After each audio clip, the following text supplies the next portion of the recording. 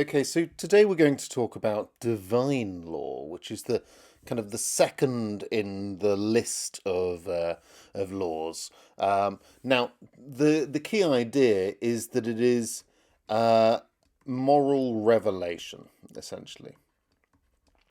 It is God telling us um, what is right and wrong. It's God's interpretation of the eternal law for humans.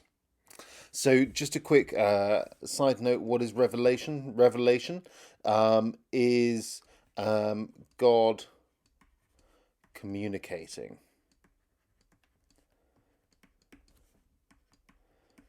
with humans. Now, in the Bible, it's not just any humans. It's typically prophets, right? Specific chosen people, not just anybody. And so those prophets then communicate God's revelation to the rest of us. That's the fundamental idea. So let's talk a little bit about what divine law is in more detail.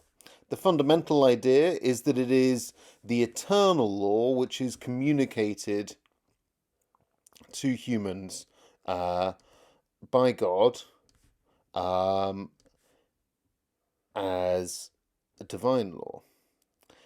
Now, this communication is, how shall I put it,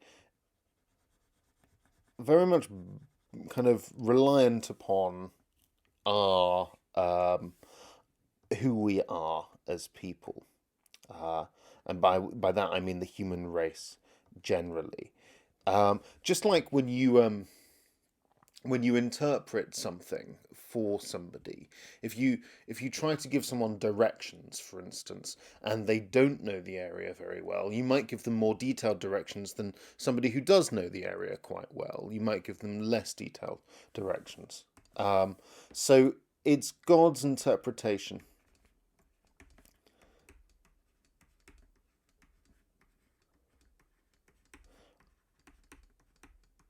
of divine law. Oh, weird spelling of divine there, Luke.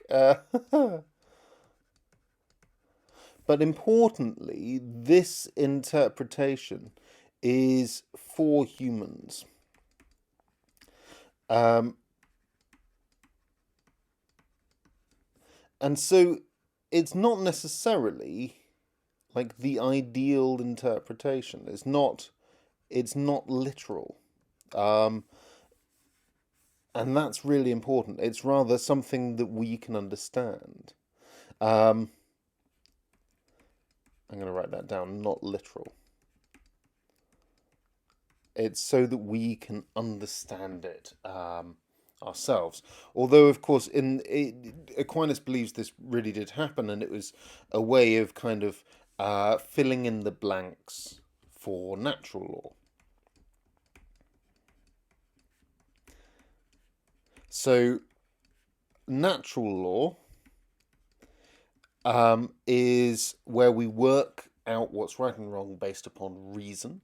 Um,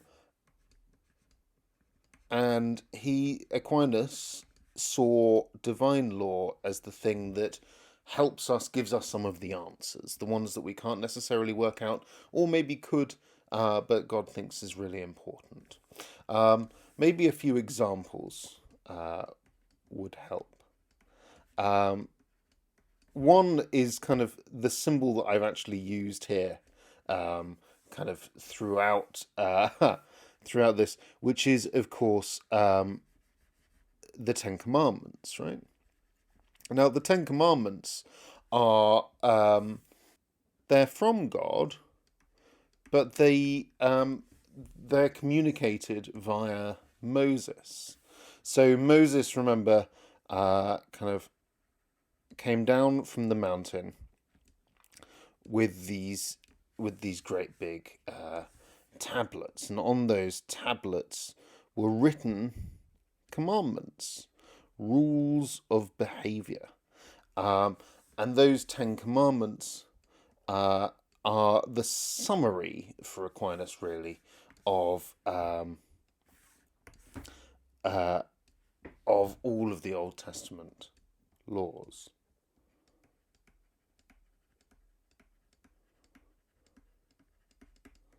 Another example, sorry about the months in Ten Commandments there, kind of, I was trying to fit it underneath Moses, a little unsuccessfully. I'm just going to give Moses a beard. I feel like Moses had a beard, a bit of hair on top. There you go. Okay, another example comes from the New Testament. So this is kind of Jesus himself. For instance, in the Sermon on the Mount.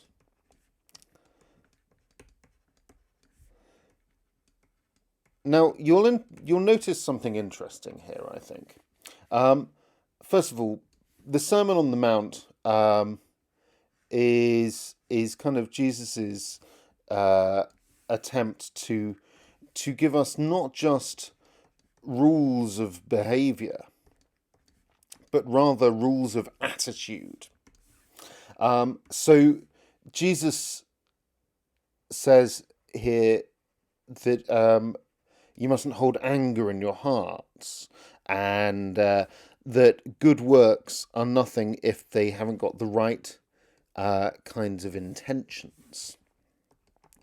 Um, Now, Jesus, I'm definitely going to draw with a beard.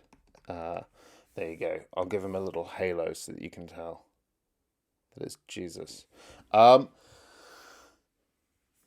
the interesting thing is that these sorts of things, the Ten Commandments, are all about acts, really, whereas the Sermon on the Mount is about intentions.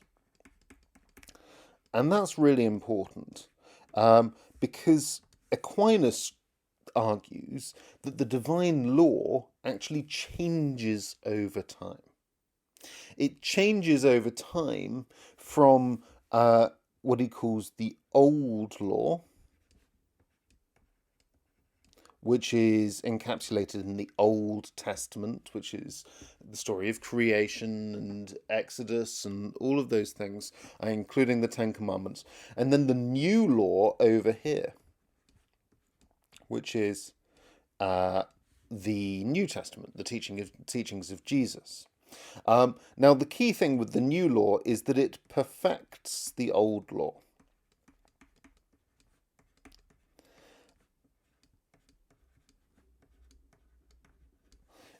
But another way of seeing it is that it's because it's based upon an interpretation, because it's for humans. Aquinas argues that humans themselves, in Old Testament times, were not really ready for for the full interpretation of the eternal law, and in fact, even here we don't get the full interpretation. But he said that the Old Testament people had what he calls hardened hearts. Um, and so simple directions, do this, don't do that, are what you'd expect in the old law situation. Whereas in the new law situation, by the time we get here, humans have what he calls, well, softened hearts. They are more open to a clearer interpretation of it. Now, these softened hearts are really kind of aided by the Holy Spirit. Man is more brutish, thinks Aquinas, in the Old Testament, and therefore needs simple rules. Whereas in the New Testament, the Holy Spirit has entered the world, which is one interpretation of God, isn't it? He's this ghost that helps believers, and this Holy Spirit has essentially softened the hearts of humans and allows us to hear a more accurate interpretation of the eternal law. So that's what the divine law is. It's an interpretation of the eternal law for human beings.